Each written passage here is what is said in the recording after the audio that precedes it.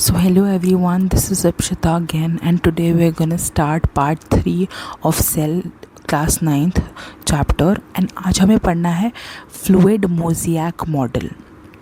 तो ये fluid mosaic model क्या है? ये मॉडल बेसिकली एक्सप्लेन करता है कि सेल मेम्ब्रेन एक्चुअली में दिखती कैसे और बिहेव कैसे करती है। जैसे अभी हमने इधर देखा था कि सेल मेम्ब्रेन ऐसी सी है, लाइक बस सेल को कवर कर रही है, तो हमने सेल मेम्ब्रेन को क्या बोला? एक पतली सी लाइन जैसा बोला कि जो कवर कर रही है सेल को। बट एक्चुअली में क्या ये पतली सी लाइन होगी? नहीं, सेल मेम्ब्रेन की भी अपनी शेप होती है। ठीक है, तो सेल मेम्ब्रेन कैसी दिखती है और कैसा बिहेव करती है, ये फ्लूइड मोज़ेक मॉडल बताता है। ये मॉडल बोलता है कि जो सेल मेम्ब्रेन है ना, उसके पास लिपिड बाइलेयर है। देखो, लिपिड मतलब फैट है ना, और बाइलेयर मतलब बाय मतलब टू है ना। तो मतलब सेल मेम्ब्रेन बनी है दो लेयर्स ऑफ फैट की, दो लेयर्स ऑफ फैट की बनी हुई है सेल मेम्ब्रेन। एक बाहर की साइड को जा रहा है ऐसे, और ये अंदर की साइड को आ रहा है। तो जो सेल मेम्ब्रेन है वो लिपिड बाइलेयर मतलब दो लेयर की बनी हुई है, to layers of special fat molecules with water attracting head outwards. देखो, ये जो हेड है ना, हेड जो सर्कल है, इनको हेड बोलेंगे। और ये हाइड्रोफिलिक है। इसका क्या मतलब है? देखो, जब भी आप साइंस में फिलिक वर्ड पढ़ोगे ना, मतलब फिलिक का मतलब होता है लविंग, मतलब प्यार करना, और हाइड्रो का क्या मतलब है? वाटर। तो मतलब हाइड्रोफिलिंग का क्या मतलब हुआ? Water loving. इसका क्या मतलब है? जो हेड है सेल मेम्ब्रेन का, ये वाली चीज़, इसको वाटर से प्यार है।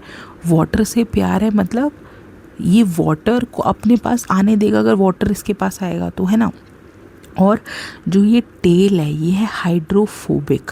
हाइड्रो मतलब पानी और फोबिक मतलब फोबिया। आपने ये वर्ड सुना होगा पक्का।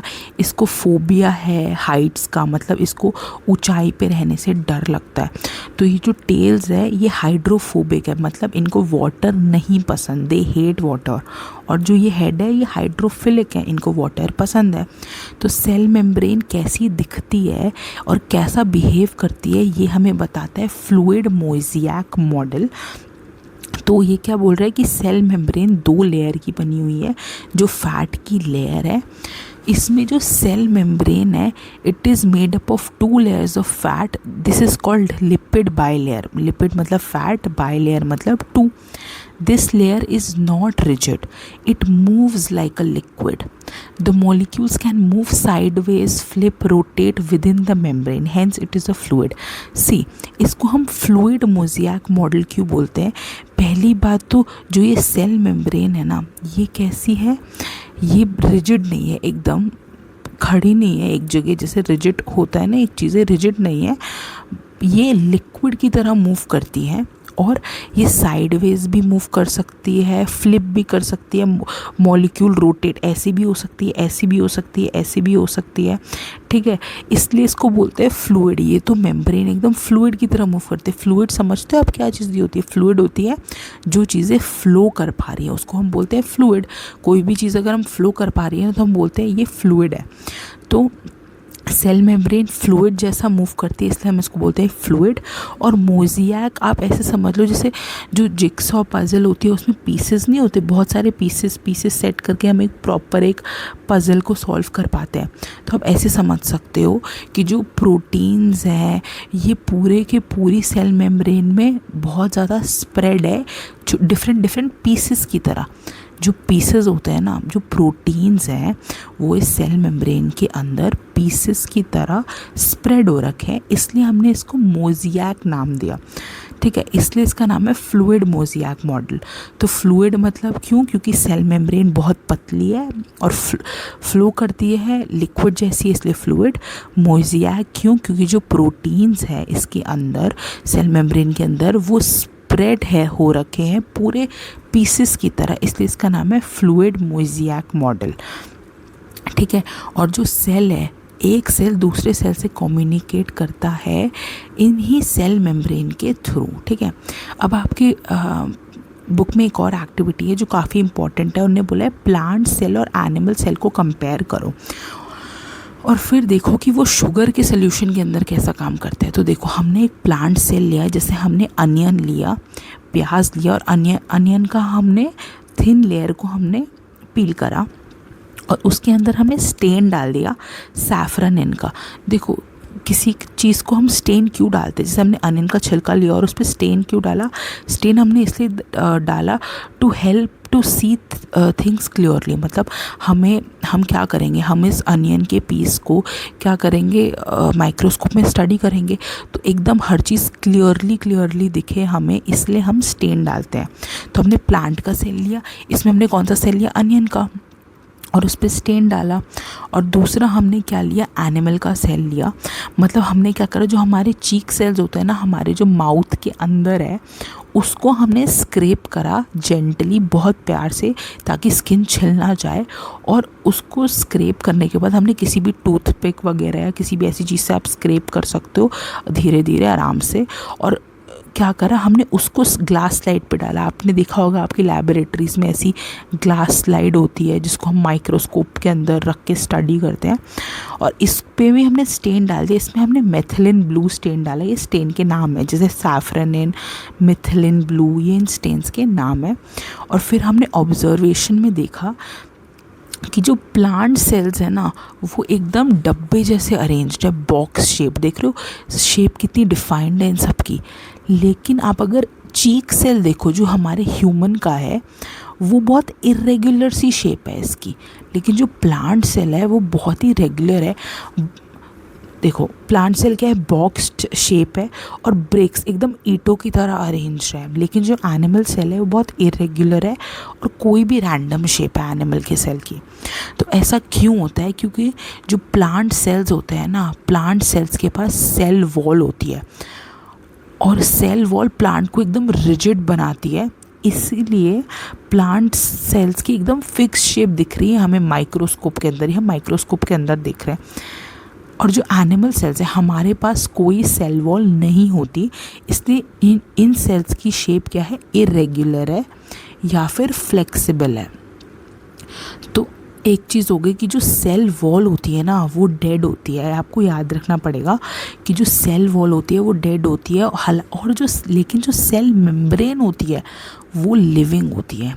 ठीक है, तो अगर एक बात बताओ, हम 20% शुगर सोल्यूशन, इसका क्या मतलब है, इसका ज़्यादा मतलब कुछ नहीं है। ऐसा है कि 20 ग्राम अगर हमने शुगर ली तो उसको हमने 100 ml पानी में डिज़ोल्व कर दिया, तो ये हो गया 20% शुगर का सोल्यूशन। तो इसको हमने डाला दोनों सेल्स में और हमने फिर से ऑब्जर्वेशन देखी। तो हमने देखा कि जो आउटर शेप था ना प्लांट के सेल का, वो सेम रहा, लेकिन जो अंदर का पार्ट था वो श्रिंक हो गया। एक बात बताओ, अगर आपने बाहर ये सेम चीज़ कर दी, शुगर वाला पानी लिया, शुगर प्लस वाटर, तो बाहर चीनी ज़्यादा है, बाहर, और अंदर जो सेल के पानी ज़्यादा है, बाहर कम हो गया, क्योंकि बाहर सिर्फ चीनी है, तो पानी बाहर चला जाएगा तो सेल श्रिंक कर जाएगा। इसी को तो हमने हाइपरटोनिक सोल्यूशन बोला था लास्ट क्लास में। तो इनने क्या बोला कि प्लांट में क्या हुआ, बाहर की शेप तो सेम रही लेकिन अंदर का पार्ट श्रिंक कर गया। ठीक है, इस चीज़ को हम प्लाज्मोलिसिस बोलते हैं, जो अभी हम पढ़ेंगे। एंड एनिमल सेल में क्या हुआ, पूरा का पूरा सेल ही श्रिंक कर दिया। क्यों, देखो प्लांट का बाहर का कोना क्यों नहीं श्रिंक करा, क्योंकि प्लांट के पास सेल वॉल है और सेल वॉल होती है डेड, तो ये तो श्रिंक नहीं करेगी।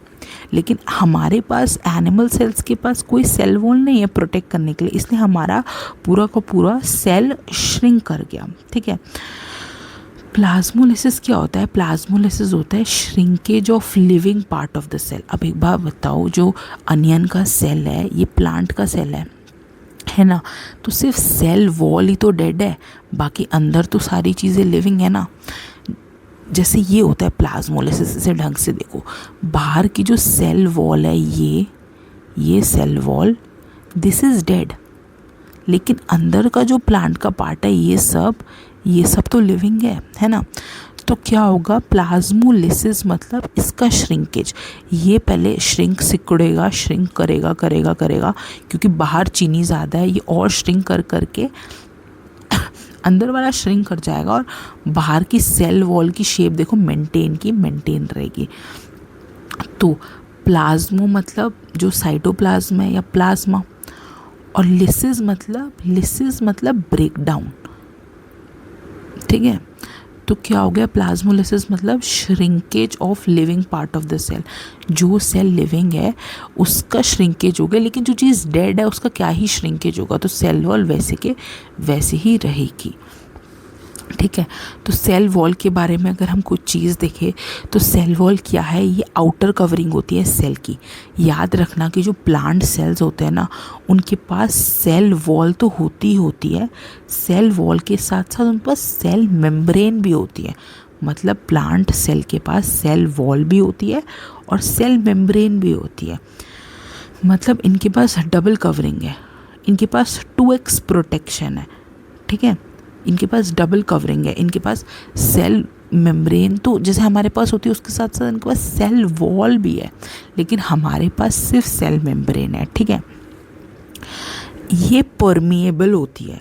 और एक बात बताओ, सेल वॉल हमें पता है नॉन लिविंग है या डेड है, तो परमिएबल है। अगर वो चीज़ मरी हुई है, सेल वॉल मरी हुई है, तो जो भी चीज़ अंदर आ रही है तो अंदर आने देगी ना वो, क्योंकि वो चीज़ तो मरी हुई है। तो क्योंकि वो परमिएबल है, इसलिए जो रूट्स होती हैं, कि जो प्लांट्स की जो रूट्स होती हैं वो सारा का सारा वाटर अब्जॉर्ब, अगर आप पानी डालोगे प्लांट्स के ऊपर, प्लांट्स की रूट्स में, तो जो रूट्स हैं वो सारा का सारा पानी सोख लेंगी। ऐसा क्यों होता है, क्योंकि सेल वॉल परमिएबल है, इसलिए वो अलाउ करती है रूट्स को अब्जॉर्ब करने के लिए पानी। तो सेल वॉल क्या क्या है, ये नॉन लिविंग है मतलब डेड है, ये रिजिड है इसलिए एक एडिशनल कवरिंग देती है सेल मेम्ब्रेन के बाहर, ठीक है। परमिएबल है, और जो प्लांट की सेल वॉल होती है वो सेल्यूलोज की बनी होती है। अब सेल्यूलोज क्या होता है, सेल्यूलोज एक टाइप का कार्बोहाइड्रेट है जो बनता है कि जब हम बहुत सारे ग्लूकोज को लिंक करते हैं ना, जैसे बहुत सारे हमने ग्लूकोज को मिलाया, ये मिलाकर बनाते हैं सेल्यूलोज, ऐसे बहुत सारे होते हैं, ठीक है। सेल्यूलोज का हेल्प क्या किस काम में आता है, फूड को डाइजेस्ट करने में एक रफेज की तरह एक्ट करता है, ठीक है। तो देखो जो प्लांट्स हैं, बैक्टीरिया हैं, फंगी है, सबके पास सेल वॉल है, लेकिन एनिमल्स के पास, वायरसेस के पास कोई सेल वॉल नहीं होती। याद रखना, बैक्टीरिया एक यूनिसेलुलर ऑर्गेनिज्म है, मतलब एक ही सेल से बना हुआ है। तो ये एक सेल से बना हुआ है, पर उस एक सेल के पास भी सेल वॉल है। बैक्टीरिया इज़ इम्पॉर्टेंट, जो एक सेल है उसके पास भी सेल वॉल है, ठीक है। लेकिन एनिमल्स के पास, हमारे पास, ह्यूमंस के पास, वायरसेस के पास कोई सेल वॉल नहीं होती। तो पेपर में क्वेश्चन आएगा किसके पास होती है, किसके पास नहीं होती, सेल वॉल आपको पता होना चाहिए। तो अब एक बहुत इंपॉर्टेंट क्वेश्चन आ जाता है कभी कभी पेपर में कि क्यों सेल वॉल सिर्फ प्लांट के पास है और हमारे पास नहीं है, क्यों हमने कुछ गलत काम करे कि हमारे पास सेल वॉल नहीं है, हमारे पास क्यों एक एडिशनल कवरिंग नहीं है और प्लांट्स के पास क्यों है। देखो हमारे पास इसलिए नहीं है क्योंकि जो हम है ना, हम खुद चल सकते हैं, हम अपना काम खुद कर सकते हैं। अगर कल को बारिश आती है तो हम अपने आप को शेल्टर में फटाफट घर पे पहुंच के अपने आप को बचा सकते हैं। हम अपने आप को आंधी तूफान, गर्मी, धूप सबसे बचा सकते हैं, क्योंकि हम मोबाइल है। मोबाइल मतलब टेलीफोन वाला मोबाइल नहीं, मतलब हम मूव कर सकते हैं, ठीक है। हम मूव कर सकते हैं खुद से, लेकिन जो प्लांट्स है वो खुद से मूव नहीं कर सकते। वो जहाँ है, जहाँ आपने सॉइल में प्लांट को लगा दिया वहाँ पे लगा दिया। तो प्लांट की प्रोटेक्शन कौन करेगा? अगर थोड़ी सी हवा चलेगी और प्लांट एकदम उड़ जाए तो ऐसे तो कोई प्लांट इस दुनिया में बचेगा नहीं। तो प्लांट्स के पास सेल वॉल नेचर ने, भगवान ने दी है। क्यों? क्योंकि वो खुद से मूव नहीं कर सकते, वो अपनी प्रोटेक्शन नहीं कर सकते, इसलिए नेचर ने उनको प्रोटेक्ट करने के लिए एक सेल वॉल दी है। तो देखो मैंने क्या लिखा है, plants can not move on their own, वो खुद से मूव नहीं कर सकते। वाइल एनिमल्स मतलब हम ह्यूमंस कैन, हम मूव कर सकते हैं। Cell wall helps plants to remain rigid and fixed. Cell wall की वजह से प्लांट फिक्स्ड रहता है, एक जगह पे खड़ा रहता है। This helps the plant because they are immobile. Immobile मतलब मूव नहीं कर सकते, मोबाइल मतलब मूव कर सकते हैं। The cell wall mainly contains cellulose and other substances which are the main reasons why the trunks and branches of trees are strong. तो इन्हें बोला कि जो सेल वॉल है वो सेल्यूलोज की बनी हुई है और इसी वजह से यही रीज़न है कि जो क्यों जो ट्रंक होता है, ब्रांच का जो ट्रंक होता है ना ये वाला, ये क्यों इतना स्ट्रॉन्ग होता है, ये होता है सेल वॉल की वजह से। ठीक है, आपको समझ आया? तो अब हमने पढ़ा कि सेल में 3 बेसिक पार्ट्स होते हैं। पहला सिलेक्टिवली परमिएबल मेम्ब्रेन, जिसको हम प्लाज्मा मेम्ब्रेन पीएम या फिर क्या कौन सा बोलते हैं, सेल मेम्ब्रेन, जिसको हम सीएम बोलते हैं, प्राइम मिनिस्टर और चीफ मिनिस्टर से हमने याद किया था। तो सेल के हमने 3 बेसिक पार्ट्स पढ़ लिए। पहला सेल मेम्ब्रेन जो सिलेक्टिवली परमिएबल है, लिविंग है ना। दूसरा हमने पढ़ा semi fluid jelly like substance, जो सेल के अंदर भरा हुआ है, जेली लाइक सब्सटेंस जिसका नाम है साइटोप्लाज्म, ये भी लिविंग है। ये लिविंग है तभी तो सेल के अंदर जो भी चीज़ें होती हैं, किसी एनर्जी का आना, प्रोटीन का बढ़ना, जो हम आगे आगे पढ़ेंगे, ये सब जो सेल में हो रहा है ये किसी लिविंग चीज़ के अंडर ही तो हो रहा होगा। ठीक है, और लास्ट है न्यूक्लियस। अब हम न्यूक्लियस के बारे में पढ़ेंगे, हमने अभी तक नहीं पढ़ा है। न्यूक्लियस को पढ़ने से पहले हमें एक इम्पॉर्टेंट चीज़ पढ़नी है जो हम नेक्स्ट क्लास में पढ़ेंगे, ऑर्गेनेलीज। ऑर्गेनेलीज क्या होती हैं, 2 टाइप के सेल्स क्या होते हैं, और उसके बाद हम पढ़ेंगे न्यूक्लियस। ठीक है, so that's it for today. Please like, share and subscribe अगर आपको ये वैल्यूएबल लगा हो सेशन, एंड मिलते हैं नेक्स्ट क्लास में। Thank you, signing off.